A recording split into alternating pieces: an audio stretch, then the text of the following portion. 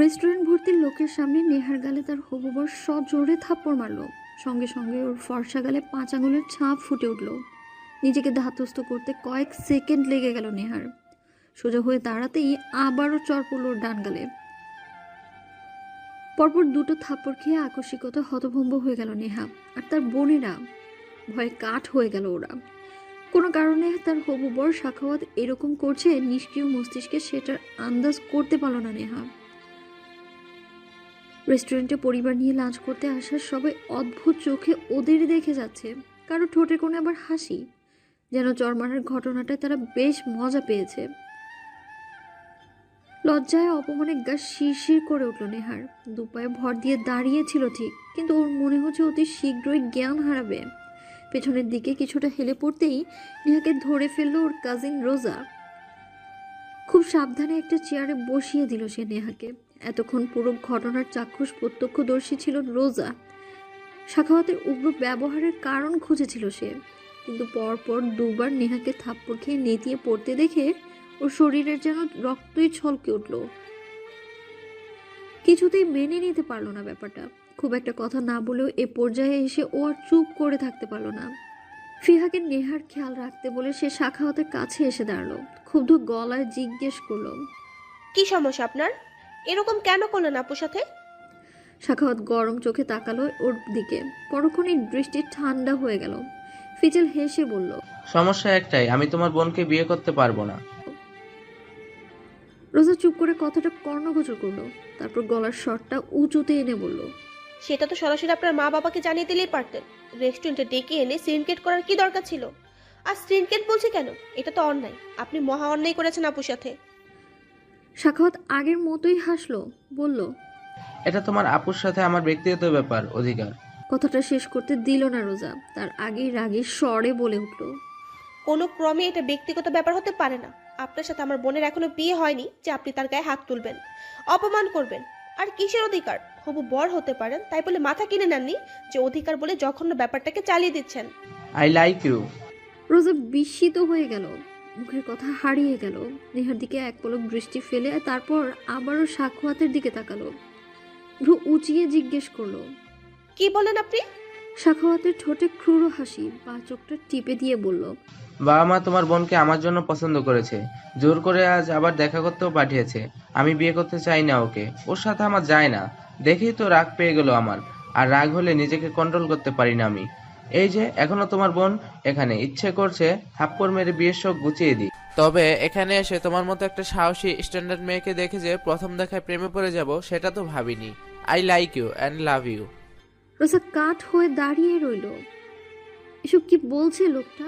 সত্যি কি সে আজ সাহস দেখিয়ে এতগুলো কথা বলে ফেলেছে লোকটাকে? ওকে চুপ করে দাঁড়িয়ে থাকতে দেখে সাখাওয়াত একটু এগিয়ে এসে ওর হাত ধরে বলল, বসো, বসে কথা বলি আমরা। রোজা এক ঝটকায় হাত ছাড়িয়ে নিল। ব্যগ্র কণ্ঠে সাখাওয়াতের দিকে তাকিয়ে বলল, আপনি সাহস হয়ে কি করে আমার হাত ধরার? এভাবে তাকাতে হয় না, বুকের ভেতর ব্যথা হয় তোমার চোখের ওই নেশায়। রোজার কান ঝাঁঝা করতে লাগলো। বিষ ঢেলে দিয়েছে যেন কেউ। তীক্ষ্ণ কণ্ঠে সে বলল, আপনার মতো লো ক্লাস মেন্টালিটির একজনের সঙ্গে আপুর বিয়ে ঠিক হচ্ছিল ভাবতে আমার ঘৃণা হচ্ছে। সাখাওয়াত ক্রূর হাসি হেসে বলল, আমার বেডপার্টনার হিসেবে তোমায় দারুণ মানাবে। রোজা বিস্মিত, কুণ্ঠিত, লজ্জিত, হতভম্ব। নেহা আর ফিহাও সাখাওয়াতের এই কথাটা শুনে অবাক হয়ে গিয়েছে। এত নীচ একটা লোকের সাথে ওর বিয়ের কথাবার্তা চলছে ভাবতেই বাবার উপর রাগ হলো ওর। মাথার ভেতর তীব্র যন্ত্রণা শুরু হলো। ব্যাগ থেকে ফোনটা বের করে কোনো মতে একটা মেসেজ লিখলো সে তার ভাইকে। টেক্সট সেন্ড করে উঠে আসলো নেহা। পরনের শাড়িটা ঠিক করে নিয়ে রোজাকে নিজের কাছে টেনে নিয়ে এলো। রোজার চোখে টলমলো পানি। সে কোনো দিন কারো কাছ থেকে এমন জঘন্য কথা শুনেনি। সাখাওয়াত একটা চেয়ারে বসে কোল্ড কফির স্ট্রোতে চুমুক দিতে দিতে বলল, তো কি খাবে বলো, আর ভেবে এখনই বলে দাও আমার সাথে কখন মিট করবে তুমি। বিয়ে করতে চাইলেও বলতে পারো, বা অন্য কিছু চাইলেও আমি রাজি আছি। I am strong man. তবে অনেক সুবিধা পাবে এর জন্য, হতে পারে সেটা টাকা বা সামথিং। ফারদার আমার বোনকে আপনি এসব কথা বলেছেন তো ভালো হবে না। ও আই সি, তুমি লাইক সিরিয়াসলি, যে নিজেই আমার হাতে থাপ্পড় খেয়ে ভদ্রমেয়ের মতো তা হজম করে নিয়েছো, সেই তুমি আমায় হুমকি দিচ্ছ? হ্যাঁ দিচ্ছি। আমি এতক্ষণ চুপ ছিলাম কারণ সিন ক্রিয়েট না হয় সেজন্য। ভদ্র পরিবারের মেয়ে তো, রাস্তার কুকুরের মতো সব জায়গায় নিজেকে উপস্থাপন করতে পছন্দ করি না। সাখাওয়াত শক্ত কণ্ঠে বলল, তুমি আমায় কুকুর বলছো? অ্যাডভান্সেস কি তুমিও চাও নাকি? বিজনেসম্যান দেখে লোভে পড়ে গেছো? নেহার রাগ চড়ে উঠলেও সন্তর্পণে তা সামলে নিল। চোখ বুজে শ্লেষমাত্মক হাসি দিয়ে বলল, না, কুকুর তো তাও ভালো, আপনি নর্দমার কীটের চেয়েও জঘন্য, যেখানে সেখানে কিলবিল করে ওঠেন। লো মেন্টালিটির ক্লাসলেস লোক। সাখাওয়াত রেগে গেল। ইতিমধ্যে রেস্টুরেন্টের পরিবেশ অসুস্থ পরিবেশ দেখে অনেকেই তাদের পরিবার নিয়ে উঠে গেছে। তবু 2-4 জন যুবক বসে সাখাওয়াতের রং তামাশা আর রোজাদের অপর্দস্ত হওয়া দেখছে। কেউ আবার ওদেরকে চোখ দিয়ে গিলে খাচ্ছে। রোজা ব্যাপারটা কোনো ক্রমেই সহ্য করতে পারলো না। রেস্টুরেন্টের পরিবেশটা ওর কাছে জঘন্যতম একটা জায়গা বলে মনে হচ্ছে। ম্যানেজার ওয়েটাররাও কিছুই বলছে না। এ পর্যায়ে এসে সাখাওয়াত হিংস্র গলায় বলল, আমি classless? What do you mean? তুমি কি ভাবছো আমার টাকা পয়সা নেই? আমার যথেষ্ট টাকা পয়সা আছে। রোজা এবার চেঁচিয়ে বলল, টাকা পয়সা আছে, তবে মনুষ্যত্ব নেই, যেটা সবচেয়ে দামি জিনিস। সাখাওয়াত রাগে কফির মগটা উপর করে টেবিলে ফেলে দিল। বসা থেকে দাঁড়িয়ে রোজার দিকে বড় বড় পা ফেলে এগিয়ে গেল। রোজা ভোরকে দুপা পিছিয়ে গেল। নেহা আর ফিহাও ভয় পেয়ে গেল। সাখাওয়াত রোজার গালে নিজের গাল ঘষতে যাবে, ঠিক তখনই কে যেন পেছন থেকে সাখাওয়াতকে লাথি মারলো। আর ও ছিটকে গিয়ে পড়লো রোজার পায়ের ওপর। হতভম্ব হয়ে চোখ তুলে তাকালো রোজা। সামনে দাঁড়িয়ে আছে নেহার ভাই উৎস আর তার বন্ধুদের দল। রক্তবর্ণ গাঢ় চোখে তাকালো উৎস রোজার দিকে, অতঃপর নেহার উদ্দেশ্যে বলল, তোরা 3 জন গাড়িতে গিয়ে বস, এই আজাদ কুজাদের ক্লাস আমি নেব। উৎসের 4 বন্ধুর সমস্বরে বলে উঠল। তোরা যা নেহা, ওরা দেখে নিবো আমরা। রোজা তখনও নড়ল না জায়গা থেকে। উৎস বিরক্তি নিয়ে ওর হাত ধরে টেনে নিয়ে যেতে যেতে বলল, কি সমস্যা তোর? বলছি না গাড়িতে গিয়ে বস, শুনিস না কেন? নাকি তোকেও এক থাপ্পড় মারবো? রোজা এবার ছলছল কণ্ঠে বলল, এই লোকটা আমাকে ওর জঘন্য হাতে ছুঁয়েছে। ও ও ভালো লোক নয়। উৎসর অবস্থাটা বুঝতে পেরে গালে হাত রাখলো। কণ্ঠের নম্রতা এনে বলল, দরকার হলে ওর হাত আমি কেটে নেব, তুই কাঁদিস না প্লিজ। গাড়িতে গিয়ে বস, ড্রাইভার চাচা তোকে পৌঁছে দেবে। উৎস ফিহা আর নেহাকে গম গমে গলায় আদেশ করলো রোজাকে নিয়ে গাড়িতে গিয়ে বসতে। রোজা ওর হাত চেপে ধরে বলল, উনি বলেছেন আমার সাথে রাত কাটাতে চান। নেহা আপুকে থাপ্পড় মেরেছেন। লোকটা জঘন্য ভাইয়া, প্রচন্ড জঘন্য। কথাটা শুনে মাথায় আগুন ধরে গেল উৎসের। রোজাকে ঠেলে গাড়িতে উঠিয়ে দিল নেহাদের সাথে। শেষ বিকেলের মরা আলোয় উৎস অনিমেষ চাহনি মেলে ওদের চলে যাওয়া দেখল। শূন্য দৃষ্টিতে তাকিয়ে রইল সেদিকে। ক্ষুব্ধ কণ্ঠে বলল, আর আমিটার এত শখ তোকে বেড পার্টনার বানানোর, ওর সেই শখ যদি আমি গুছিয়ে না দিই তবে আমি উৎস না। উৎসের আদেশে ওর 4 বন্ধু আশফি, ইমাদ, মাহিদ, রেনন মিলে রেস্টুরেন্ট থেকেই তুলে এনেছে সাখাওয়াতকে। নিয়ে আসা হয়েছে রেনন ইমাদের ফ্ল্যাটে। আর রেস্টুরেন্টের ম্যানেজারকে আচ্ছা মতো ধুলাই দিয়ে এসেছে। কেন তারা প্রতিবাদ করেনি? সাখাওয়াত এই ঘটনায় অনেকটাই ঘাবড়ে গেছে। ওকে বসিয়ে রাখা হয়েছে ফ্লোরে। উৎস হাত মুখ ধুয়ে এসে একটা চেয়ার টেনে বসে পড়ল সাখাওয়াতের সামনে। আতকে উঠল সাখাওয়াত। নেহা রোজাদের সামনে নিজেকে যতটা স্মার্ট দেখাচ্ছিল সেটা ফুরুত করেই উবে গেল। উৎস ওর গাল খামচে ধরে চিৎকার দিয়ে, কি বলছিলি তুই? আমার বোনদের বেড পার্টনার বানাতে চাস তুই? তোর এত বড় স্পর্ধা! তোর মতো কুত্তাকে তো গুলি করে মারা উচিত আমার, কিন্তু না, আমি সেটা করব না। তোর মতো বেজন্ম কুত্তাদের মেরে আমি আমার হাত নষ্ট করতে চাই না। তোকে কি শাস্তি দেওয়া যায় বলতো? শালার বেশি কুরকুরানি না, দিয়া দে বুকের উপর একটা ঘুষি, সব কুরকুরানি বাইরে হয়ে যাইব। ঠিক বলেছিস, তবে ঘুষিটা ওর বুকে নেয়, ওর মেন পার্টে যাবে। কি বলিস নর্মান্দ কিট? ওটা না থাকলে কি করবি এবার? সাখাওয়াত দস্তুর মতো জমে গেল। ভয়ার্ত কণ্ঠে আমতা আমতা করে বলল, মানে মানে বুঝিস না শালা, তুই বাচ্চা। ওয়েট, বুঝায় বলি, তোর যেটা বেশি কুরকুরানি সেটা যদি না থাকে তাহলে তোর সব কুরকুরানি শেষ, সব কিছু থেকে মুক্তি পাবি। তোর শুভাকাঙ্ক্ষী হয়ে এটুকু কাজ তো আমরা করতেই পারি। কি বলিস তোরা? ইমাদ ডান হাতে টেবিলের উপর চাপড় মেরে উৎসের কথায় সায় জানালো। তীব্র শব্দে কেঁপে উঠল সাখাওয়াত। মুখে কিছু বলতে পারল না। উৎসের অগ্নি দৃষ্টি পরখ করার দ্বিতীয়বার সাহস হলো না ওর। নেহাদের অপদস্থ করতে গিয়ে যে এমন পরিস্থিতিতে পড়বে সেটা ভাবেইনি সে। উৎস আর ওর বন্ধুদল যে এতটা হিংস্র সে মোটেও কল্পনা করেনি। সত্যি কি ওর এই অবস্থা করবে ওরা? শাখাওয়াতের অন্তরাত্মা কেঁপে উঠল। সে আমতা আমতা করে বলল, আমাকে ছেড়ে দাও তোমরা, কেন এরকম করছো? উঁচু সজোরে গালে থাপ্পড় মেরে বলল, আমার বোনদের সাথে কি নোংরা ব্যবহার করেছিস মনে নেই? চেহারা দেখে মনে হয় না তুই এতটাই তোর টাকা লোভ দেখাস আমার বোনদের। কেন রে, আমরা কি ভিক্ষা করে ওদের বড় করেছিলাম? তোর মতো কিটের সাথে আমার বোনদের বিয়ে দেব? এর চেয়ে ভালো তোকে জবাই করে বস্তায় মুড়িয়ে নদীতে ফেলে দেওয়া, যাতে দ্বিতীয়বার এসব করার সাহস না দেখাস, শালা বাস্টার্ড। শাখাওয়াত দমে গেল। এই ছেলে আবার সত্যি ওকে জবাই করে ফেলবে না তো? ওদের 5 জনের সাথে সে কখনোই পেরে উঠবে না। তবুও সে মাফ চাইল, কম্পিত কণ্ঠে বলল, আমার ভুল হয়ে গেছে ভাই, আমাকে যেতে দাও তোমরা, আর কোনোদিন এরকম করব না। আমাকে ছেড়ে দাও, যা চাইবে তাই দেব। শাখাওয়াতের এই কথায় সবাই বিস্ময় নিয়ে তাকালো। আশফি বসা থেকে উঠে ওর শার্ট প্যান্টের পকেট খুঁজে ওয়ালেট, ফোন নিয়ে ফেললো। ওয়ালেট চেক করে দেখলো সেখানে বেশ কিছু টাকা। গুনে দেখলো প্রায় 5,000 টাকা। ফোনটাও দামি। হঠাৎ সাইড বাটনে চাপ পড়তে ফোনের ওয়ালপেপার দেখে নাউজুবিল্লাহ বলে চিল্লিয়ে উঠল। ইমাদ বিরক্ত গলায় জিজ্ঞেস করলো, চেঁচাস কেন শালা? আশফি জিভ কেটে উৎসের দিকে তাকালো, বলল, দেখি কি নোংরা পিকের ফোনে, এর জন্য শালার বেশি কুরকুরানি। উঁচু ওর হাত থেকে ফোনটা নিয়ে এক আছাড় মারলো। ঠাস শব্দ তুলে কয়েকটা পার্টে ভাগ হয়ে মেঝেতে ছড়িয়ে পড়লো সেটা। শাখাওয়াতের চেহারা রক্ত শূন্য। আশফি হাতের টাকাগুলোর দিকে চেয়ে বলল, নিচে একজন বুড়ো দাদা থাকে না, ওনারে দিয়ে আসি, কিছু কিনতে ওনার এই কাজে লাগবো। এই শালা তো মনে হয় এইসব দিয়ারাই তো ফুর্তি করবো। কি বলিস দোস্ত? যা দিয়ে আয়। শাখাওয়াত খানিকটা ভরসার সুরে বলল। টাকা পয়সা ফোন তো নিয়ে গেছো, এবার তো ছেড়ে দাও আমায়। রেলন ধপ করে টেবিলের উপর বসে পড়লো। ওর হাতে একটা আপেল। মুখ হাঁ করে সেই আপেলটা বড় করে কামড় বসাতে বসাতে মেলি কণ্ঠস্বর নকল করে বলল, ছেড়ে দেব?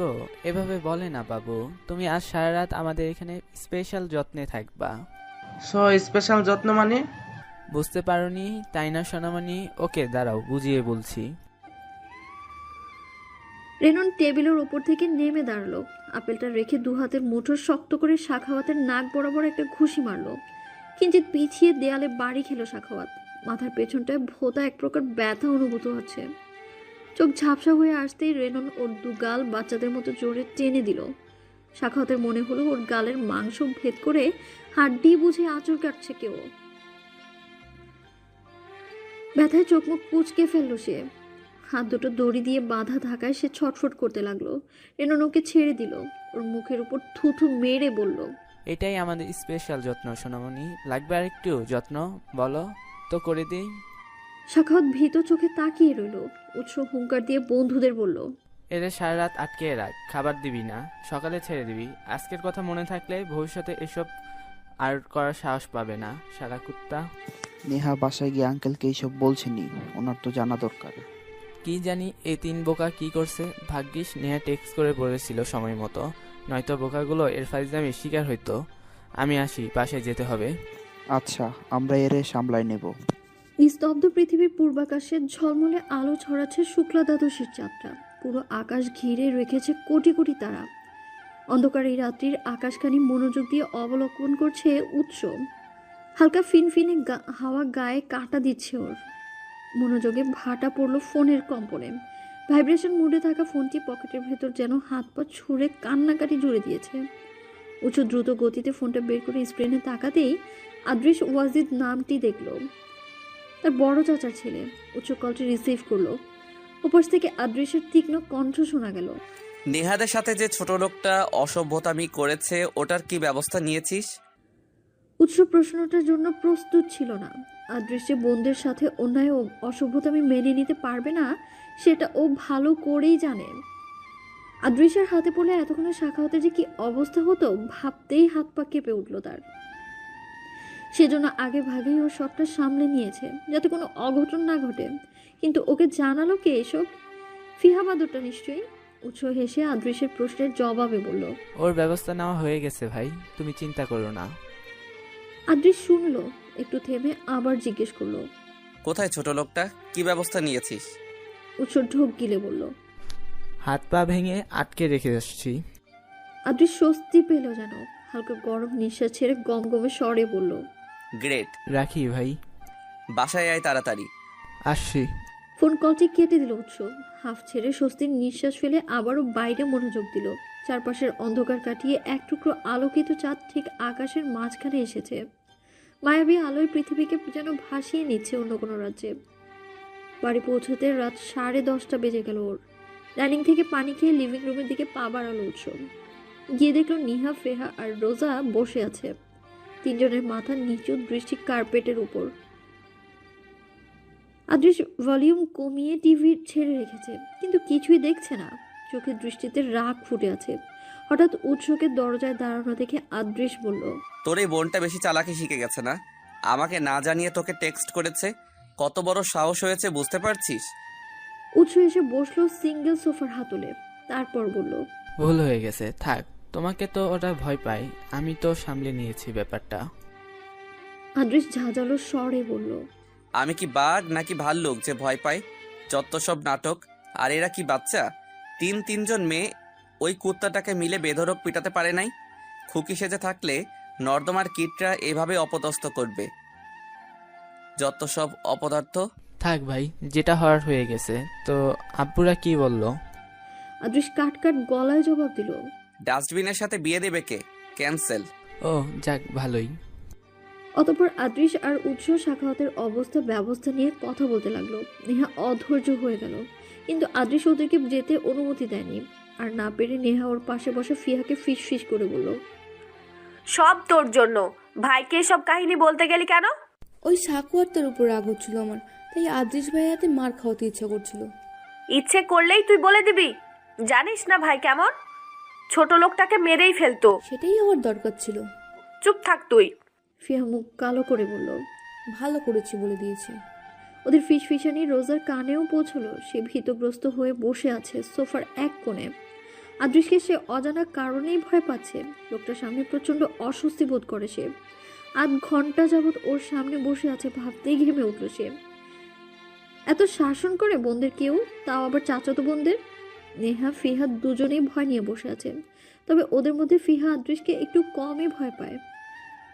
রোজা এবার নেহার দিকে চেপে বসে কানে কানে বলল, এই লোকটা এত কড়া কেন আপু? আমার ভয় করছে। যদি জ্বর মেরে দেয়, আমাকে যাওয়ার সুযোগ করে দাও প্লিজ। মাথা ব্যথা হয়ে যাচ্ছে আমার। ঘুম পেলে চলে যা। রোজা খানিকক্ষণ ইতস্তত করে উঠে দাঁড়ালো। দু ভাইয়ের মনোযোগ ওদের দিকে নেই। রোজা ধীর পায়ে দরজা পেরোতে গেলেই আদৃশ পেছন থেকে রাগে স্বরে বলল, এই মেয়ে, এই তোমাকে যাওয়ার পারমিশন কে দিয়েছে? চুপচাপ এখানে বসে থাকো। তোমার সাথে হিসাব নিকাশ বাকি আছে আমার। রোজা চমকে উঠল। আদৃশের ধমকি শুনে চুপচাপ নেহার পাশে গিয়ে বসলো। নেহাও অসহায় চোখে তাকালো। ভাইয়ের মাথায় কি চলছে সেটা উৎসও বুঝতে পারল না। রোজার চেহারা রক্ত শূন্য। ওর সাথে এই জমদূতটার কিসের হিসাব নিকেশ? ও তো ভালো করে চেনেই না আদৃশকে, শুধু জানে নেহার বড় চাচার ছেলে। সাখাওয়াতের সাথে রোজা যে জোর গলায় কথা বলেছে, এজন্য ওকে থাপ্পড় মারবে না তো আবার? তোমাকে কি যেতে বলেছিলাম? আদৃশের প্রশ্ন শুনে রোজা ইতস্তত করে বলল, না মানে শুধু শুধু বসিয়ে রেখেছিলেন তাই আর কি। শুধু শুধু বসিয়ে রেখেছি? দেখছো দেখছো যে এখানে কথাবার্তা চলছে? জি দেখছি। বসে থাকো এখানে। না মানে আমার ঘুম পেয়েছে, জরুরি কথা থাকলে বলতে পারেন। রোজার কথায় আদৃশের ভ্রুজোড়া আপনা আপনি কুঁচকে এলো। কুটিল চোখে চেয়ে থাকলো কতক্ষণ ওর দিকে। রোজা ভয় পেয়ে নেহার পাশে গুটি সুটি মেরে বসে পড়ল। আজকে ওর কি হয়েছে নিজেই বুঝতে পারছে না। এমনভাবে ঠাস ঠাস করে মাঝে মাঝে কথা বলছে যেন ও কত এক্সট্রোভার্ট, কিন্তু তা তো সে নয়। আদৃশকে এমনভাবে দেখে উৎস বলল, ভাই কি বলবা ওরে? ও তো ঘুমকুমারি, ওরে ঘুমাইতে যাইতে দাও।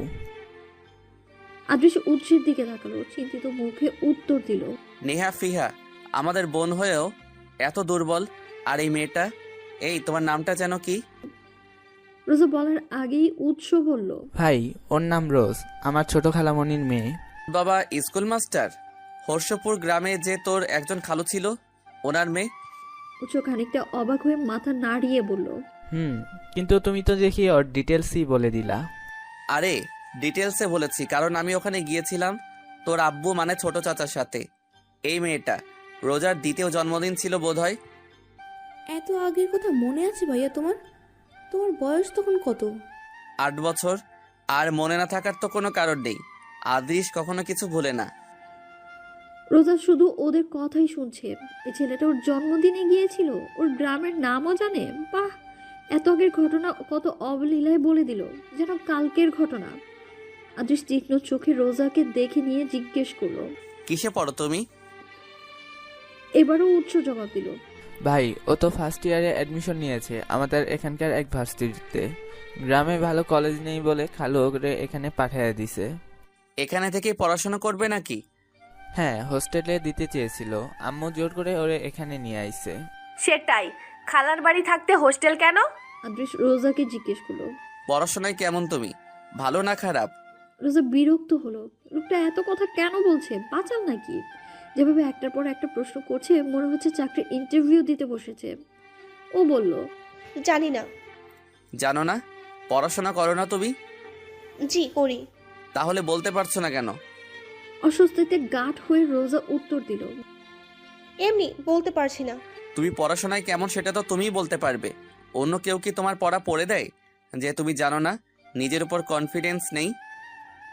আছে তো। তাহলে? রোজা বিরক্ত হলো, বলল, আমি পড়াশোনায় তেমন ভালো নয়। আদৃশ কপালে ভাঁজ ফেলে বলল, ভালো না? এই উৎস? তাহলে একটা গাধা মেয়েকে চাচি আমাদের বাসায় নিয়ে আসছে। ফেল টেল করলে তো মান সম্মান যাবে আমাদের। উৎস ধৈর্যহীন কণ্ঠে বলল, ভাই, ওরে যেতে দাও, ও ঘুমাক। তোমার ইন্টারভিউ চাপে পইরা যে সে চ্যাপটা হয়ে যাইতাছে, পরে আর খুঁজে পাওয়া যাইব না। আদৃশ প্রশ্নের যথাযথ উত্তর না পেয়ে চোখ গরম করে তাকালো উৎসের দিকে, আমতা আমতা করে বলল, না মানে ভাই, রাত অনেক হয়েছে তো সেই জন্যই বলছিলাম আর কি। নেহাফি আর রোজ তো কাল সকালে এক্সারসাইজও আছে। এক্সারসাইজ? না মানে স্টপ দিস ননসেন্স। আদৃশ নিজের রাগটা চেপে নিল, তিন বোনের দিকে ফিরে বলল, বাই দ্য ওয়ে নেহা, তোরা শহরে থেকেও যতটা ভীতু এই মেয়েটা তা নয়। তোর ওই সো কল্ড হবু বরটার মুখের উপর যেভাবে প্রতিবাদ করেছে তা সত্যি প্রশংসার যোগ্য, কিন্তু আরেকটু স্ট্রং হওয়ার দরকার ছিল। শেষ মুহূর্তে ওই কুত্তার বাজে কথা শুনে যেভাবে চোখের জল নাকের জল এক করছিল, সেখানেই আউট। রোজা অবাক, সে সাথে উৎস আর নেহাও। ওই ঘটনার পুরোটা তো আদৃশকে বলেনি ওরা, আর না তো ও সেখানে ছিল। কিন্তু যেভাবে রোজার অবস্থা বর্ণনা করছে, যেন ও সত্যি সেখানে ছিল আর গভীর পর্যবেক্ষণের সহিত দেখছিল ওদের কাণ্ডকীর্তি। তাহলে কি ফিহাই ডিটেলসে বলেছে? কিন্তু কখন? বাড়ি আসার পর থেকে ওরা তো একসাথেই ছিল। নেহা হতভম্ব হয়ে জিজ্ঞেস করলো, এসব তোমায় কে বলেছে ভাইয়া? লাইভ দেখেছি। তোরা কি আমায় বোকা ভাবিস? নেহা থতমত খেয়ে বলল, না না। আদৃশ রেগে বলল, ফিহার ফোনে দেখেছি লাইভ টেলিকাস্ট। আমার তখন ইচ্ছা করছিল তোর গাল চড়াইয়া লাল করে দেই। নেহা, এত ন্যাকামি কোথা থেকে শিখেছিস তুই? দিতে পারিস নাই ওই কুত্তার মুখের উপর ঘুষি? নেহার মুখ চুপসে গেল। ফিহা এত পাজি ও ভাবতেই পারেনি। তখন তো নিজেই কিছু করলো না, দাঁড়িয়ে দাঁড়িয়ে তামাশা দেখছিল। আবার আদৃশকেও নাকি সব দেখিয়েছে। কখন করলো এই মেয়েটা সব? নেহার রাগ নিয়ে ফিহার দিকে তাকালো, দেখলো ও মিটি মিটি হাসছে। নিজে ভালো সাজা হচ্ছে এখন, যত সব। আদৃশ ওদেরকে আরো খানিকক্ষণ ধমকাধমকি করলো, অতঃপর উৎসের কথায় ওদেরকে ছেড়ে দিল। রোজা এক ছুটে সবার আগে ঘরে চলে গেল। বিছানায় বসে হাত ছাড়তে ছাড়তে বিড় বিড় করে বলল, পাগল ছাগল কোথাকার, হিসাব নিকেশ তো নয় যেন জমদূত এসেছে শেষ নিঃশ্বাসটা বন্ধ করে দেওয়ার জন্য। নেহা রাগান্বিত হয়ে ঘরে এসেই ফিহার সাথে ঝগড়া লেগে বলল। ওদের এইসবে বিরক্ত হয়ে রোজা বলল, তোমাদের বাসায় থাকবো না আমি আপু। এরকম অদ্ভুত জমদূতের সাথে এক বাড়িতে থাকা অসম্ভব। নেহা অবাক হয়ে বলল। কি বলছিস তুই রোজা? রোজা মিনমিন করে বলল, আমি তোমাদের বাসায় থাকবো না আপু, কালই হোস্টেলে চলে যাব। এই লোকটার সামনে দ্বিতীয়বার পড়তে চাই না। এভাবে কারোর সাথে কেউ কথা বলে? নেহা ওর পাশে বসে কাঁধে হাত রাখলো, শান্ত গলায় বলল, আরে তুই নতুন তো, তাই ভাইয়া এমন করেছে। আমাদের ভাইয়া এতটাও খারাপ নয় যতটা তুই ভাবছিস। এত খিটখিটে কেউ হয়? যেভাবে কথা বলছিল যেন এক্ষুনি থাপ্পড় মেরে দেবে আমাকে। আজব, তোকে কেন থাপ্পড় দিবে? তোমার ভাইয়ের চাহনি দেখলেই মনে হয় গলা টিপে ধরবে। উৎস ভাইয়া তো এমন নয়। ওনাকে কি ছোটবেলায় করলার রস খাইয়ে দিয়েছিল, মধু দেয়নি মুখে? রোজার কথা শুনে ফিহা হেসে বলল, ভাইয়ের সামনে কি বল না, থাপ্পড় দিয়ে তোর গালের মাংস ফাটিয়ে দেবে। থাপ্পড় খাওয়ার শখ নেই ফিহা আপু? তাহলে বাড়ি থেকে যাওয়ার কথা মুখে আনবি না। কেন? অবাক হয়ে বলল রোজা। ফিহা হেলে দুলে ড্রেসিং টেবিলের সামনে টুলটাতে গিয়ে বসলো। খোপায় মোড়ানো চুলের ভাঁজ খুলে তাতে চিরুনি বুলাতে বুলাতে ঠোঁট ভিজিয়ে বলল, শোন রোজা, খালুজনকে অনেক রিকোয়েস্ট করে মা রাজি করিয়েছে তোকে নিজের কাছে রাখবে বলে। কখনো তুই এসেছিস আমাদের বাসায়? আসিসনি। এখন তো চলে গেলে মা কষ্ট পাবে। আর সামান্য একটা ব্যাপারে এরকম রিয়াক্ট করছিস কেন তুই? আজব। আর একান্ত যদি তোর এখানে থাকতে মনে সায় না দেয়, আমি ভাইয়ার কাছে গিয়ে বলে দেবো তুই ওকে কি আজে বাজে বলেছিস। তারপর যখন দিবি না, বুঝবি আদিস ভাই একই জিনিস। রোজা ফিহার কথা শুনলো মনোযোগ দিয়ে, ক্ষিপ্র কণ্ঠে বলল, আমাকে ব্ল্যাকমেল করছো আপু? ফিহা গা ছাড়া ভাবে উত্তর দিল। মনে কর তাই। অনেকটাই কাঁদো কাঁদো ভঙ্গিতে নেহার দিকে তাকালো, অসহায় গলায় বলল, ফিহা আপু কি বলে দেখেছো? আমাকে জোর করে আটকে রাখতে চাইছে। ফিহার বুদ্ধিমত্তা দেখে মনে মনে প্রশংসা করে নেহা। ওর বোনের মাথায় যে কত রকমের কুটির বুদ্ধি আছে সেটা দেখে মাঝে মধ্যে ও নিজেই অবাক হয়ে যায়। তবে রোজাকে আটকানোর জন্য যে ট্রিক্স অবলম্বন করেছে সেটা খুবই প্রশংসাযোগ্য। নেহা রোজার কথা না শোনার ভঙ্গিতে বলল, তো কি করবে? তুই যদি আরেকবার প্যান প্যান করিস, আমি নিজে গিয়ে ভাইয়াকে বলে দেব, তারপর দেখিস মজা। রোজা হতবিহ্বল হয়ে বলল। আপু তুমিও? নেহা হাই তুলতে তুলতে বিছানার এক পাশে শুয়ে পড়ল, কাঁথাটা গায়ে জড়িয়ে নিতে নিতে বলল, কথা বাড়াস না, শুয়ে পড়, অনেক রাত হয়েছে। তুমি আমার কথা এড়িয়ে যাচ্ছ নেহা আপু। আমি তোমাদের পাশে থাকতে চাই না। নেহার কথার পরিপ্রেক্ষিতে কিছুই বলল না, পাশ ফিরে শুয়ে চক্ষু মুদিত করলো। ততক্ষণে ফিহা চুল বাঁধা শেষ করে উঠে দাঁড়ালো। বেড সাইডের বাতিনটা নিভিয়ে দিতে দিতেই খানিকটা রাগ মিশ্রিত কণ্ঠে রোজার উদ্দেশ্যে বলল, তুই এমন কাটা করছিস যেন আদিস ভাইয়ের বাগনা তো ভালো। এই তোকে কিছু করেছে, জাস্ট একটু রেগে প্রশ্ন করেছে, তাতেই তুই এসব শুরু করেছিস রোজা।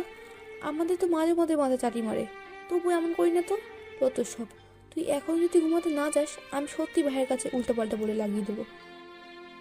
ভাইয়ের হাতে চর খেলে বুঝবি সে কি জিনিস। যা ঘুমা বলছি। রোজা মুখ কালো করে বসে রইল। ফিহা আর চোখে দেখলো ওকে, যেন কৃষ্ণবর্ণের এক রাশি মেঘ রোজার শুভ্র সুন্দর মুখখানি ঘিরে রেখেছে। খোলা জানালার কপাট দিয়ে মৃদুমন্দ হাওয়ায় কপালের কাছের ছোট চুলগুলো এই দিক সেদিকে উড়ছে। ফিহা আড়ালে ঠোঁট চেপে হাসলো। গ্রামে বড় হওয়া তার এই বোনটি যে ভিতর ডিম সেটা ওর খুব ভালো করেই জানা। তবু সাখাওয়াতের সাথে যেভাবে কথা বলেছে তাতে ওরা বেশ অবাকই হয়েছে বলা যায়।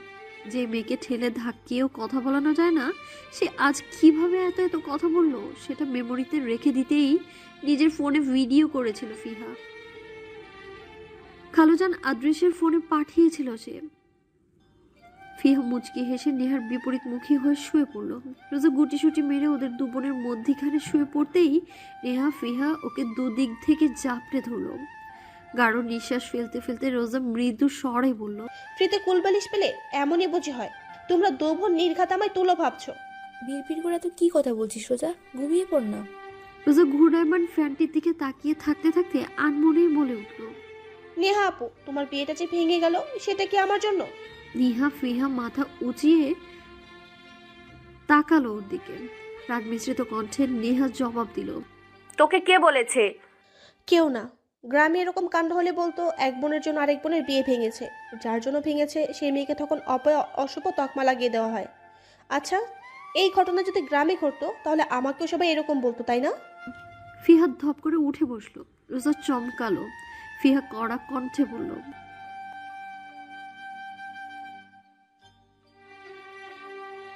আসলেই কি তোর জন্য বিয়ে ভেঙেছে নাকি?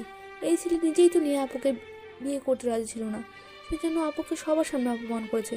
আর ও তো একটা ছেঁচড়া অশিক্ষিত লোক। তুই যখন প্রতিবাদ করতে গেলি, দেখলি না কেমন অসভ্যতামি করলো। দরকার হলে আমার বোনকে কখনোই বিয়ে দেবো না। এর সাথে সংসার করার চেয়ে আয় বড় হয়ে জীবন কাটানো অনেক ভালো। না মানে আমি ভাবছিলাম। নেহা বিরক্ত হয়ে ধমকে বলল, এই তুই চুপ করবি? এই লোকটাকে প্রথম থেকেই আমার সুবিধার মনে হচ্ছিল না। তার মা বাবা ছেলেকে নিয়ে যা গুণগান গাইতো, সবকিছু অতিরিক্ত লাগতো আমার। ওই যে বলে না, ফাঁকা কলসি বাজে বেশি, তেমনই। বিয়েটা ভেঙেছে একদম ঠিক হয়েছে। তাছাড়া দেশে কি ছেলের আকাল পড়েছে যে আমার বিয়ে হবে না? তুই এত ভাবছিস কেন? আর একটাও কথা বলবি না তুই, চুপচাপ ঘুমানো যা। সকালে নাস্তা টেবিলে নেহার পাশে কাচুমাচু হয়ে বসে খাচ্ছিল রোজা। পরোটার সাথে দেয়া হয়েছে হাঁসের ডিম, যেটাতে ওর অ্যালার্জি আছে। আর পরোটা ওর মোটেও পছন্দ না, কিন্তু এই কথাটা সে মুখ ফুটে খালা বা নেহাকে বলতেই পারছে না। সে কারণ টেবিলের এক প্রান্তে বসে নাস্তা খাচ্ছে আদ্রিস, ওর বাবা উৎসব, ফিহা, ওদের বাবা। সবাইকে নাস্তা পরিবেশন করছে নেহার মা নিশিতা, আদ্রিসের মা মিতালি। খেতে খেতেই আদ্রিস পর্যবেক্ষণ করছিল সবাইকে। যখন দেখলো রোজা কিছুই খাচ্ছে না, আনমনে হয়ে বসে আছে, তখন ধমকের সুরে সে জিজ্ঞেস করলো, এই মেয়ে, খাচ্ছ না কেন? কখন থেকে এভাবে বসে আছো? সমস্যা কি? আদ্রিসের কণ্ঠস্বর পেয়ে সবে এক পলক ওকে দেখে নিয়ে রোজার দিকে তাকালো। এতগুলো মানুষ ওর দিকে তাকিয়ে আছে ভাবতেই অস্বস্তিতে গাঢ় হয়ে গেল রোজা। তাড়াহুড়ো করে পরোটা ছিঁড়ে মুখে পড়লো। সবাই আবার খাওয়ার মনোযোগ দিল। ওর খাওয়া দেখে নেহা অদ্ভুত চোখে তাকিয়ে রইল। জিজ্ঞেস করলো, ডিম নিলি না যে? শুকনো পরোটা কেউ খায় নাকি? পানি খা, নয়তো গলায় আটকে যাবে। রোজা বিড়বিড় করে বলল, পরোটা খাই না আপু, হাঁসের ডিমে অ্যালার্জি আছে আমার। সবাই খাওয়ায় মনোযোগী। আদ্রিস কুটিল চোখে বসে দেখছিল রোজার কাণ্ড কারখানা। ওর মৃদু কণ্ঠে বলা কথাটি অন্যরা না শুনতে পেলেও আদ্রিস ঠিকই শুনতে পেল। বিরক্ত চোখে তাকিয়ে রইল রোজার দিকে।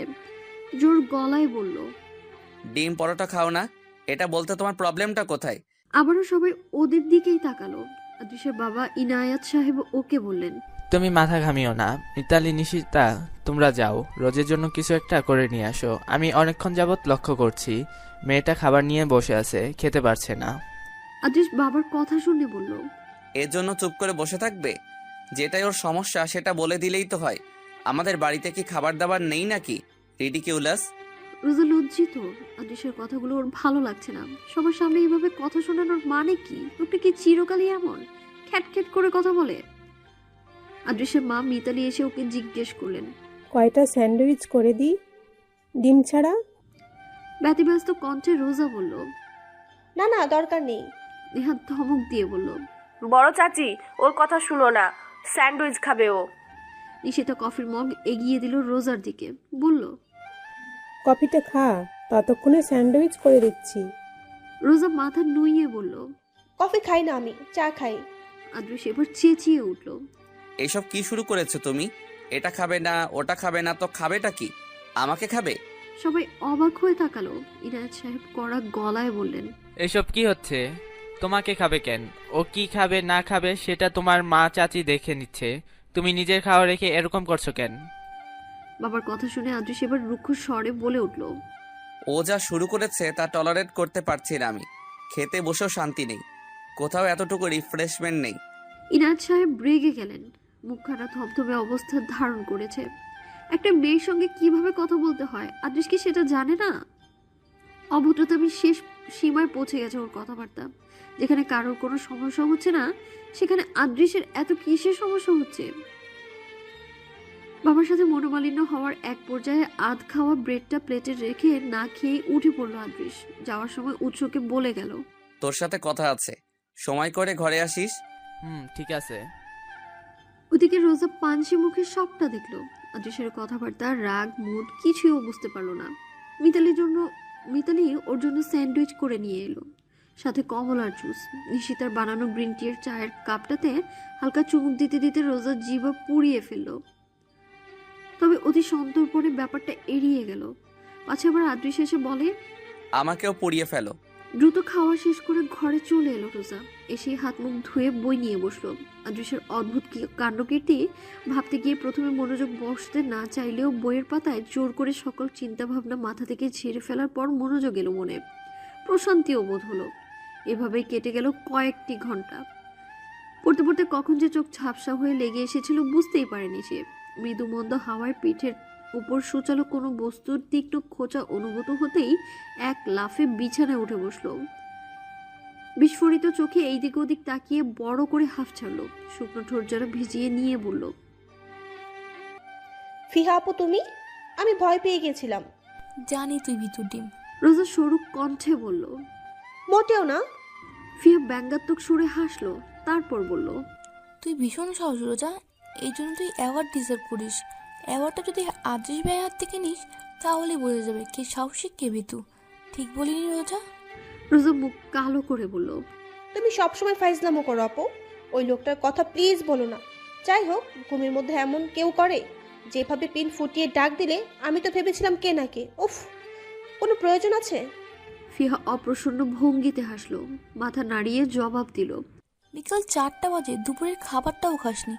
যা তাড়াতাড়ি ফ্রেশ হয়ে আয়, মা চাচি তোকে ডাকছে। রোজার চোখ দুটো বড় বড় করে বলল, আল্লাহ, বিকেল 4টা বাজে, আগে ডাকুনি কেন? তুই যে কুম্ভকর্ণ তা কি আর আগে জানতাম? কতবার ডেকে গেল নেহা আপু, না পেরে এবার আমাকেই পাঠালো। রোজা চুলগুলো হাত খোপা করতে করতে বিছানা ছেড়ে উঠে পড়ল। ওয়াশরুমের দিকে এগোতে এগোতে বলল, সরি। সোনালি রোদ্দুরে চকমক করা আকাশে ওড়ে ক্লান্ত পক্ষীরা খাবার নিয়ে তাদের নীড়ে ফিরে যাচ্ছে। সকালে শেষ বিকেলের মিষ্টি রোদ জানালা দিয়ে আসছিল আদৃশের ঘরের বারান্দায় মেঝেতে। আশ্রয় থাকা রোদের টুকরোগুলো অন্যরকম লাগছিল দেখতে। আদৃশ তটস্থ, বাড়ি থেকে বেরোনেই যেন ওর জন্য কষ্টসাধ্য, তাই অফিসেও যায়নি সে। মাথায় সারাক্ষণ চটকির মতো ঘুরপাক খাচ্ছে, সরল একটা মুখ, তাতেই আরো অস্থির হয়ে উঠেছিল আদৃশ। অসুস্থ মনটা কোনো কাজে মন বসাতে না পারায় নিজেকে শান্ত করতে ল্যাপটপের প্রয়োজন একটি আর্টিকেল মগ্ন হয়ে দেখার আপ্রাণ চেষ্টা চালাচ্ছিল সে। হঠাৎ নিজের ঘরের দরজার বাইরে গুটুর গুটুর শব্দ শুনতে পেয়ে জিজ্ঞেস করলো, কে? আমি ভাই। উচ্চের গলা শুনতে পেয়ে আদৃশ জোরালো কণ্ঠে বলল। ভেতরে আয়। ভেজানো দরজা ঠেলে উৎসব ভিতরে ঢুকলো। গায়ে তার হাফাতা টি শার্ট, পরনে হাফ নেভি ব্লু প্যান্ট, চোখে আলস্য ভাব। আদৃশ পা গুটিয়ে ওকে বসতে বলল। উৎসব বিছানার এক পাশ টান টান করে ধপ করে বসে পড়লো। বসেই বিছানায় পড়ে থাকা সাময়িকীটাকে হাতে নিয়ে নেড়ে চেড়ে দেখলো। আদৃশ হেলান দিয়ে বিছানার হেডবোর্ডে ল্যাপটপের স্ক্রিনে নামাতে নামাতে জিজ্ঞেস করলো, শাখাওয়াতের আপডেট কি? ডেঞ্জারাস লোক, ভাবতেও পারবে না ও কি ট্রিক্স অবলম্বন করে পালিয়ে যেতে চেয়েছিল রাতে। তবে আমার ইন্টেলিজেন্ট ফ্রেন্ডদের কাছে ওসব কিছুই না, ওরা সঠিক সময় ওকে ধরে ফেলেছিল, তারপর বেদম কেলানি দিয়ে সকালে ছেড়ে দিয়েছে। গুড। কিছুক্ষণ মৌন থাকার পর কুঞ্চিত ভ্রু জোরে সোজা করে আদৃশ জিজ্ঞেস করলো, যাই হোক, নেহার সাথে কথা হয়েছে তোর? কালকের ঘটনার পরে আমি ওকে কিছু জিজ্ঞেস করিনি, সময় নেওয়া উচিত ওর। উৎসব নির্লিপ্ত কণ্ঠে বলল, আব্বু কথা বলবে, আর টেনশন নিও না, নেহা সবটা সামলে নেবে। ওই সাক্ষাতের সাথে ওর যায় না। ফিয়ার সাথে কথা হয়েছে আমার, নেহা নাকি খুশি হয়েছে বিয়েটা ভেঙে যাওয়ায়। তাও একবার কথা বলবো আমি। হ্যাঁ তাই বলিস, ওর জন্য আরো ভালো কেউ নিশ্চয়ই আসবে। ওসব কিটের কথা বাড়িতে যেন আর না তোলে, বাবা চাচাদের জানিয়ে দিস। সম্বন্ধ করার আগে খোঁজ খবর না নিয়েই ওদের যত বাড়াবাড়ি, এখন থেকে ব্যাপারটা মাথায় রাখতে বলবি। নয়তো নেহার বিয়ের কথাই যেন এই বাড়িতে কেউ না তোলে। উৎসব সায় জানালো, ঠিক বলছো ভাই। আর কিছু বলবে? না। বাই দ্য ওয়ে, তুই আজ যাসনি অফিসে? অফিসে যেতে ভাল লাগে না আমার। কেন? জানি না। তোর বন্ধু বান্ধবদের সবার চাকরি হয়ে গেছে? হ্যাঁ, রেনন বাদে সবারই হয়েছে, ওরটাও হয়ে যাবে মনে হচ্ছে। সবই ঠিকঠাক, জাস্ট কিছু টাকা ঘুষ দিতে হবে। বিরক্ত গলায় কথাটা বলল উৎসব। আদৃশ ভ্রু কুচকালো, তারপর বলল, ঘুষ? এত পড়াশোনা করে ঘুষ দিয়ে চাকরি নিতে হবে? উৎসব বাঁকা হেসে বলল, বালের ঘুষ দিবে। রেনন্ডে যে বেটা ঘুষের জন্য ওরে চাপ দিতেছে, ওর ব্যবস্থা করে ফেলেছি। হারামিটারে উচিত শিক্ষা দিয়ে বুঝাই দিব, ঘুষ চাওয়াটা যে কত বড় অন্যায় হারে হারে টের পাবে সে। আদৃশ প্রখর দৃষ্টিতে তাকায়। তো কি করবি? আমি কি করব? রেনন নিজেই করবে। ঠোঁট বাঁকালো আদৃশ। ও আচ্ছা, বেশ ইন্টেলিজেন্ট তো তোরা। এজন্যই তো আমাদের গ্রুপের নাম ইন্টেলিজেন্ট ভয়েস গ্রুপ। অদ্ভুত নাম শুনে আদৃশ হালকা হাসলো। উৎসের সাথে আরো কিছুক্ষণ কথাবার্তা হওয়ার পর সে উঠে গেল। তখন বিকেল মোড়ে এসেছে, গোধূলির লালচে আভা ফুটে উঠেছে আকাশে। কোলের উপর থেকে ল্যাপটপটা একপাশে নামিয়ে রেখে তোয়ালে নিয়ে ওয়াশরুমে ঢুকলো আদৃশ। দীর্ঘ সময় নিয়ে গোসল সেরে বেরিয়ে এলো সে। বিছানার উপর ভো ভো করে ভাইব্রেট হচ্ছে ওর ফোন। কলটা রিসিভ করার আগেই কেটে গেল। খুব বেশি প্রয়োজনীয় নয়, তাই কল ব্যাক করলো না সে। চেঞ্জ করে ড্রয়িং রুমে নেমে এলো। সিঁড়ি দিয়ে নামতে নামতে লক্ষ্য করলো মাঝারি আকারের ড্রয়িং রুমের সোফায় আড্ডা বসিয়েছে নেহা, ফিহার, রোজা। উৎসাহ আছে ওদের সাথে, আর আছে ওদের ফুফাতো বোন ঈশা। আদৃশ সোজা হয়ে সিঁড়িতে দাঁড়িয়ে দাঁড়িয়ে কুটিল চোখে পর্যবেক্ষণ করছিল ওদের। সবাই হাসি ঠাট্টায় মশগুল থাকলেও রোজা নামের মেয়েটি একদম চুপচাপ একপাশে গালে হাত দিয়ে বসে আছে। পরনের লাল রঙের সালোয়ার কামিজটি বেশ মানিয়েছে ওকে। অর্ধভেজা চুলগুলো চুপসে লেগে আছে গালে, গলায়। বেশ স্নিগ্ধ দেখাচ্ছিল রোজাকে। আদৃশ থমকালো। মেয়েটিকে নিয়ে যেন একটু বেশি ভেবে ফেলছে সে। অজানা কারণে অদ্ভুতভাবে কথায় কথায় রিয়েক্ট করে ফেলছে। আজ সারাটা দিন ওর মস্তিষ্কের একটা অংশে মেয়েটির মুখের প্রতিচ্ছবিটি জায়গা করে নিয়েছিল, যদিও কাউকে বুঝতে দেয়নি ব্যাপারটা। আগে কখনোই এরকম হয়নি তার। এবার কি হলো? বিরক্ত হয়ে গেল আদৃশ। মনকে বলল মেয়েটাকে নিয়ে আর ভাববে না সে। অতঃপর ভাবনা চিন্তার গতিরোধ করে আস্তে করে নিচে নেমে এলো। নতুন কারোর উপস্থিতি টের পেয়ে রোজা আর চোখে তাকালো। আবার ওই খ্যাটখেটে লোককে সামনে দেখে শির দ্বারা বেয়ে একটা স্রোত বয়ে গেল তার। চুপটি করে বসে রইল একদম। আদৃশকে দেখতে পেয়ে বাকিরা সবাই খুশি হলো।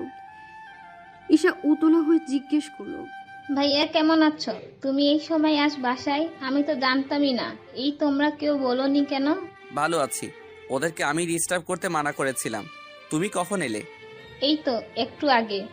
এই সেই আবার সবার সাথে আড্ডা দিচ্ছিলাম। ও চলো না একটা গেম খেলি। না। প্লিজ ভাইয়া, এখানে আমরা 6 জন। আমি প্লিজ চলো না। গেম খেলার কথা শুনে চুপসে গেল রোজা। না করতে পারবে না সে এখন। ঘুরে দেখলো আদৃশ সহ এখানে ওরা 6 জন। ঢোক গিলল রোজা। এই লোকটা ওদের সাথে খেলবে নাকি? না খেললেই তো ভালো। মুখ ভার করে আদৃশের কাছ থেকে না উত্তরটি শোনার অপেক্ষায় আছে ও। আদৃশ রোজাকে দেখলো। মেয়েটি কি ভয় পায় নাকি ওকে? মুখখানা যেভাবে করে আছে মনে তো তাই হয়। সে বাঁকা হাসলো। কখনো এইসব আবদার রাখে না সে, কিন্তু আজ রোজাকে একটু বিব্রত করার উদ্দেশ্যেই যেন আদৃশ হ্যাঁ সূচক উত্তর প্রদান করলো। সবাই হই হই করে উঠলো। এত সহজ তোষার মধ্যে যে কাজ হয়ে গিয়েছে ভেবেই পুলকিত হলো ঈশা। নেহা ফিহা উৎস খাতা কলম নিয়ে ছক কাটতে ব্যস্ত হয়ে গেল খেলার উদ্দেশ্যে। আদৃশ গা ছাড়া ভাবে সোফায় হেলান দিয়ে বসলো। মেয়েটি আজ সারাদিন মাথার ভেতর ঘূর্ণিঝড় বইয়েছে। এবার একটু নিস্তার দরকার। মেয়েটিকেও সে জ্বালাবে। রোজার কাঁচুমাচু মুখখানি দেখে ওর ভীষণ আনন্দ হচ্ছে। এবার কি করবে মেয়ে? সন্ধে নেমে গেছে অনেক আগেই। খাতায় ছক কেটে খেলাটা বেশ জমে উঠেছে। যার যার নামের পাশে তাদের পয়েন্ট বসানো হচ্ছে। সর্বশেষে যোগ করে দেখা হবে মোট পয়েন্ট। তার উপরই নির্ধারিত হবে বিজয়ী। সবাই খেলাটা বুঝলেও রোজা কিছুতেই এই অদ্ভুত খেলার আগামাথা কিছুই বুঝতে পারল না। বাড়িতে আগে কত চোর পুলিশ খেলেছে, কই এমন তো হয়নি। যদিও এই খেলার সাথে ওটার কোনো মিল নেই, তবে এখানে রাজা প্রজার একটা ব্যাপার আছে। উঁচু টোকেন চাল দিচ্ছে সবার সামনে। রোজাও গোমরা মুখে বারবার টোকেন ওঠাতে লাগলো। রোজা ছাড়া ওদের বাকি সবারই একবার না একবার রাজা রানী মন্ত্রী সেনাপতি উজির উঠেছে। সবচেয়ে কম পয়েন্ট প্রজাতে। রোজার বারবার এটাই উঠছে, ফলে ওর দখলে সবার চেয়ে কম পয়েন্ট। মনে মনে ভয়ানক রাগ হচ্ছে আদৃশের উপর, কারণ সবার আগেই সে টোকেন দখল করে নেয় আর রোজা সবার পরে। এ নিয়ে 9 বার আদৃশ রাজা হলো, আর একবার উঠলেই সে উইনার। খেলার নিয়ম অনুযায়ী যে হারবে তাকে শাস্তি পেতে হবে উইনারের ইচ্ছা অনুযায়ী। সেক্ষেত্রে রোজাকেই পানিশমেন্ট পেতে হবে, আর এটাও ও কিছুতেই চায় না। লাস্টবার চাল দিল ঈশা। খপ করে আদৃশ একটা টোকেন তুলে নিল। পানিশমেন্ট থেকে বাঁচার জন্য রোজাও তার তড়িঘড়ি করে একটা কাগজ তুলল, কিন্তু ফলাফল শূন্য। বরাবরের মতো আদৃশ রাজা আর সে হলো প্রজা। সবচেয়ে বেশি পয়েন্ট নিয়ে এগিয়ে গেল আদৃশ, হেরে গেল রোজা। সবাই যখন হই হই করে খেলা উপভোগ করছিল, রাগে ক্ষোভে রোজার গা জ্বলে যাচ্ছিল। উল্লাসে মেতে ওঠা সবাইকে ওর শত্রু বলে মনে হচ্ছিল। রোজা চোখ নামিয়ে চুপ করে বসে রইল। আদৃশ সবাইকে চুপ থাকতে বলে রোজার উদ্দেশ্যে বলে উঠল, খেলায় তুমি হেরেছো, আমি জিতেছি। সো এখন আমি যা পানিশমেন্ট দেব তাই মানতে হবে তোমাকে। অনেকক্ষণ মৌন থাকার পর রোজা মাথা তুলল, নিষ্প্রভ কণ্ঠে জিজ্ঞেস করলো, কি পানিশমেন্ট? আদৃশ চিন্তা ভাবনা করলো কি শাস্তি দেওয়া যায়, তেমন কিছুই না পেয়ে বলল, আমার খুব পছন্দের একটি খাবার রান্না করে খাওয়াতে হবে তোমাকে। কি রান্না? কাচ্চি বিরিয়ানি। রোজা অসহায় ভঙ্গিতে বলল, আমি বিরিয়ানি রান্না করতে জানি না। সিরিয়াসলি? জি। খেতে পারো? রোজা অপমানিত বোধ করলো আবারও। ঈশা রোজার অবস্থা দেখে হাসছে। রোজার দিকে এক পলক তাকিয়ে আদৃশ তীক্ষ্ণ কণ্ঠে জিজ্ঞেস করলো, এই মেয়ে আমার দিকে তাকাও, চোখ নামিয়ে বসে আছো কেন? আড়ষ্ট হয়ে রোজা বলল, কই না তো। ঈশা এবার বলে উঠল, এখানে বসে থাকা সবাই স্পষ্ট দেখতে পাচ্ছে, বুঝেছো? তুমি কি ভাইয়াকে ভয় পাও নাকি? রোজা চুপ থাকলো। প্রত্যুত্তর দেওয়ার আগেই ঈশা আবারও বলল, তুমি এত ভীতু কেন? ভাইয়াকে এত ভয় পাওয়ার তো কিছু হয়নি। আসার পর থেকে তোমাকে লক্ষ্য করেছি, তুমি চুপটি করে বসে আছো। ফিহা গলার স্বরটা নামিয়ে বলল।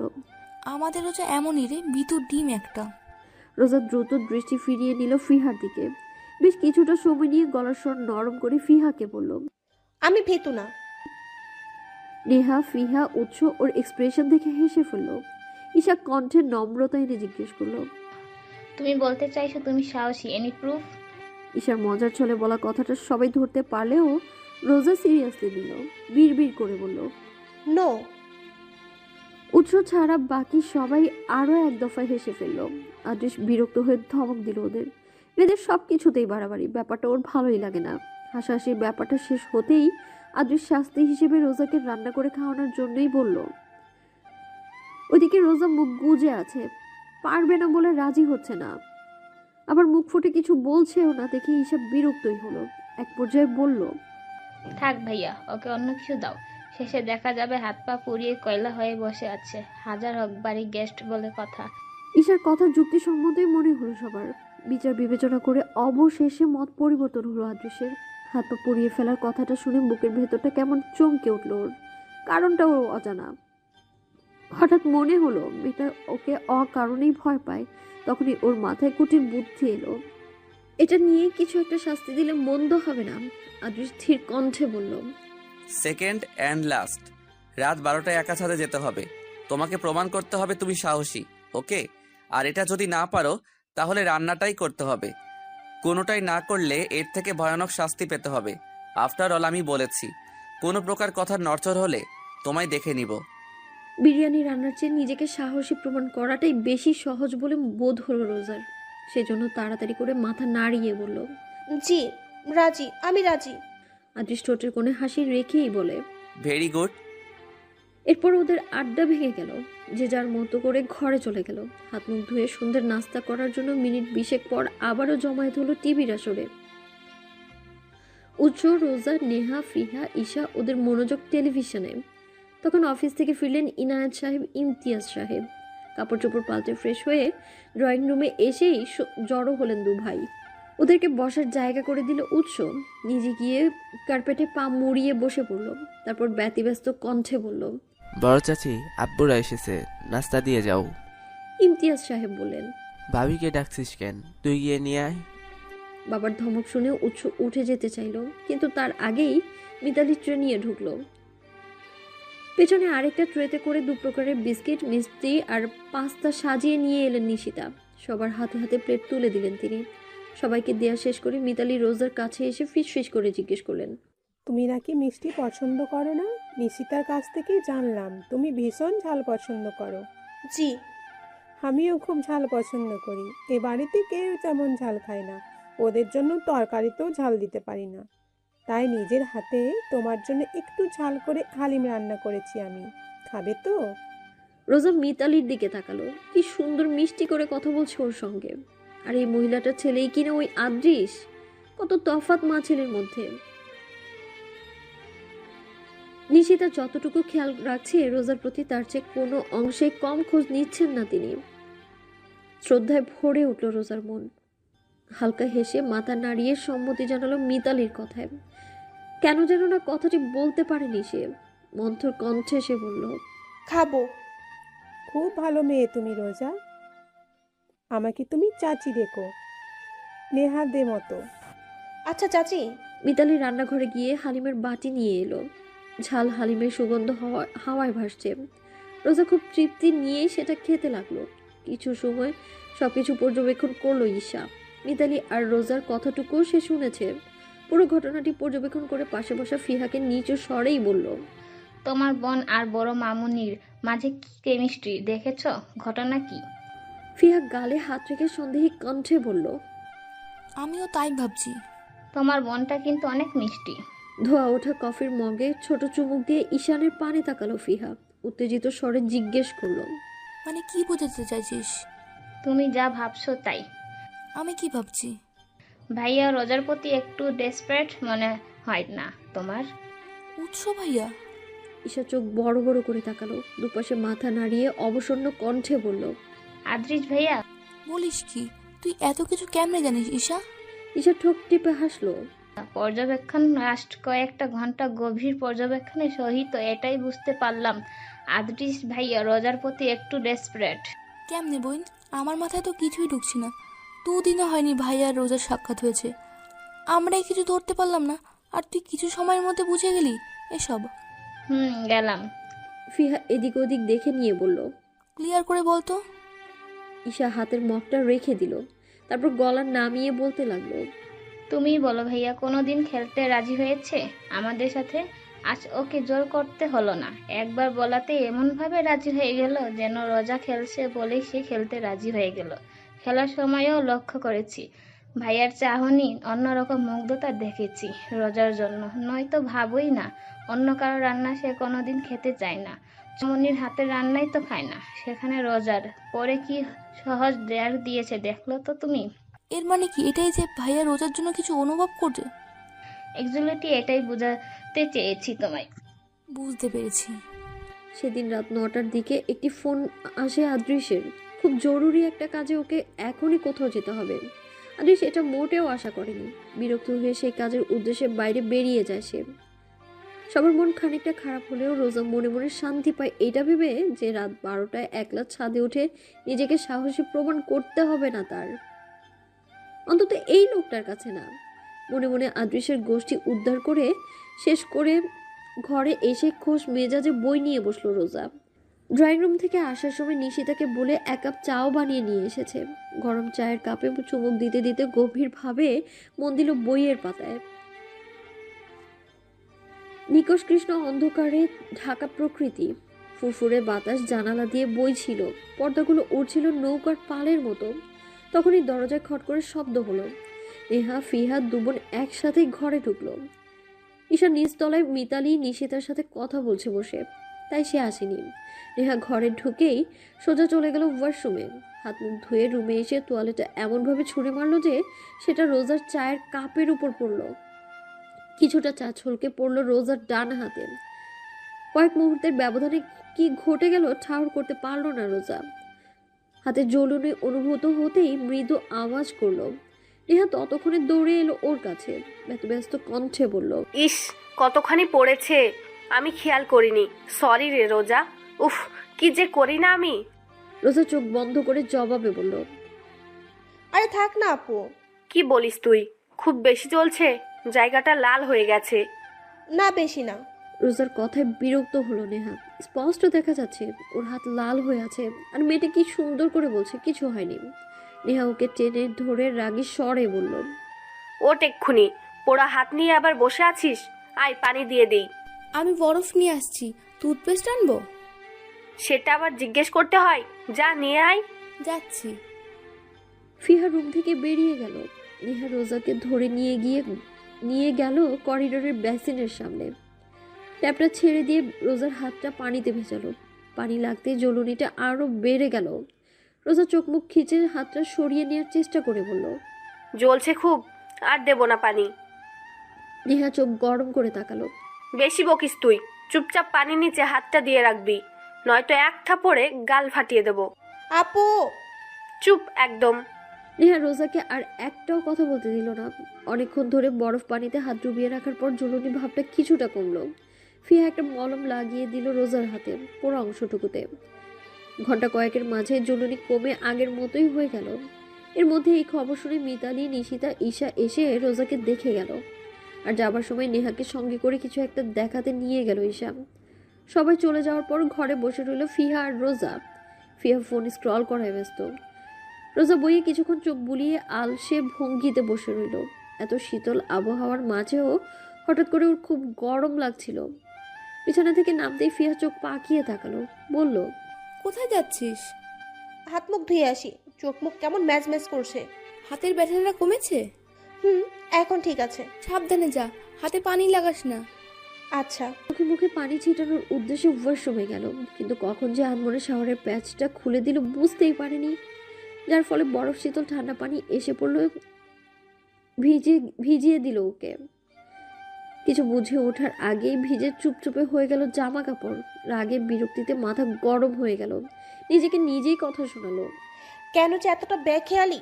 সবাই ঠিকই বলে, আমি কোনো কাজেরই নই, অকর্মার ঠেকি, ভিতর ডিম। জামা কাপড় ভিজে যাওয়ায় বাধ্য হয়েই ফিহাকে ডাকলো রোজা। ওর গলা শুনে ফিহা উচ্চস্বরে জিজ্ঞেস করলো, কি হয়েছে? কখন জানি ভিজে গেছে আপু, ব্যাগে আমার জামা কাপড়গুলো আছে, সেগুলো কষ্ট করে একটু দিয়ে যাও। কখন যেন ভিজে গেছে মানে? ওয়াশরুমে কি বৃষ্টি হয়েছে, না তুই স্বপ্ন দেখেছিস নিজের গায়ে পানি পড়লো আর তুই বুঝতেই পারলি না?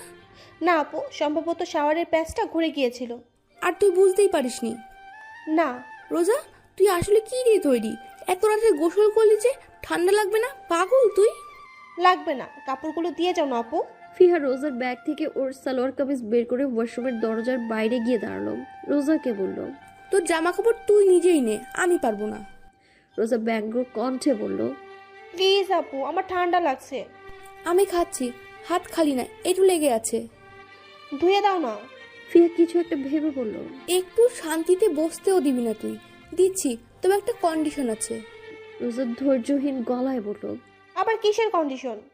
ফিহা ঠোঁট টিপে হেসে ফেলল। পরক্ষণেই চোখ মুখ কঠিন করে শক্ত গলায় বলল, তোকে আমার ভাইয়ের বউ হতে হবে, আমি তোকে ভাবি ভাবি বলে ডাকবো। রাজি তুই হবি তো? রোজা পূর্ণ কথাটা ভালো করে শুনলো না। অলস কণ্ঠে সে বলল, হ্যাঁ হব, রাজি আমি। এখন প্লিজ আমার জামা কাপড়গুলো দাও, নয়তো ঠান্ডায় জমে মরে যাব। তুই আমার ভাইয়ের একমাত্র বউ, ঠান্ডায় জমে মরে গেলে ভাই তার চক্ষু দিয়েই আমায় গিলে ফেলবে। তারপর জোরালো গলায় বলল, নে কাপড় এনেছি। রোজা দরজাটা খানিকটা ফাঁক করে কাপড়গুলো নিয়ে নিল। তারপর স্বস্তির নিঃশ্বাস ফেলল। ওদিকে রোজার বোকামো অবুঝ কথাবার্তায় বেশ ভালোই মজা পেয়েছে ফিহা। নিঃশব্দে হাসতে হাসতে এক পর্যায়ে সেটা আর আটকাতে পারলো না। ঘর কাঁপিয়ে হাসার একটা সময়ে সে আবিষ্কার করলো আদৃশ চোখ পাকিয়ে দরজায় দাঁড়িয়ে আছে। ওর পেছনের দেয়ালে ঠেস দিয়ে নেহা আর ঈশা ওর দিকে অদ্ভুতভাবে তাকিয়ে আছে। ঠোঁটে তাদের বক্র হাসি। ফিহা স্ট্যাচুর মতো দাঁড়িয়ে আছে। ওরা আবার ওর কথা টথা শুনে ফেলেনি তো? অপ্রস্তুত হয়ে সে জিজ্ঞেস করলো, আরে ভাইয়া তুমি কখন এলে? তুমি না কোথায় গিয়েছিলে? আদৃশ ওর কথা না শোনার ভান করে জিজ্ঞেস করলো, তুই এরকম করছিলি কেন? মনে খুব ফুর্তি লেগেছে তোর না সামনে এক্সাম? ফিহা চোখ রাগিয়ে তাকালো নেহা ঈশার দিকে। দুজন মিটিমিটি হাসছে। আদৃশের কথা শুনে ফিহা চট করে বলেই ফেললো, এক্সামের প্রিপারেশন অলরেডি ডান। তাই নাকি? হ্যাঁ। গ্রেট। বাই দ্য ওয়ে, তোর সে ভিতর ডিম বন্টি কইরে, সে নাকি হাত পা পুড়িয়ে বসে আছে। এটা বিবেচনা করেই তোকে রান্নার ডেয়ার থেকে নিষ্কৃতি দিলাম। যেই লাও সেই কদুই। এতটা কেয়ারলেস কেন এই মেয়ে? আমাদের বাড়ির নামে নিন্দেমন্দ করার জন্য ইচ্ছে করেই ও এমন করে। আমি ওকে। আদৃশ কথাটুকু শেষ করতে পারলো না। তার আগে ওয়াশরুমের দরজা খোলার শব্দ হলো। এক হাতে চুল মুছতে মুছতে বেরিয়ে এলো রোজা। নেহা, ফিহা, ঈশা, আদৃশ সবাই একসাথে ওর দিকে তাকালো। ঈশা একগাল হেসে চোখ টিপে ফিহাকে কিছু একটা বোঝালো। নেহা সেটা দেখলেও তেমন মাথা ঘামালো না। অপরদিকে সাদামাটা জামায় আবৃত রোজাকে দেখে আবিষ্ট হয়ে চেয়ে রইল আদৃশ। ভেজা চুল স্নিগ্ধ মুখের গড়নে মোহিত হলো সে। রোজা ওকে দেখতে পেয়েই থমকে গেল। এই লোকটা এইখানে কিভাবে আসলো? ওর ইম্পর্টেন্ট কাজ আছে, বাড়িতে ফিরলে এখন কি ওকে সাহসিকতার জের পূরণ করতে বলবে? রোজা বোকার মতো ওর বোনেদের দিকে দেখলো।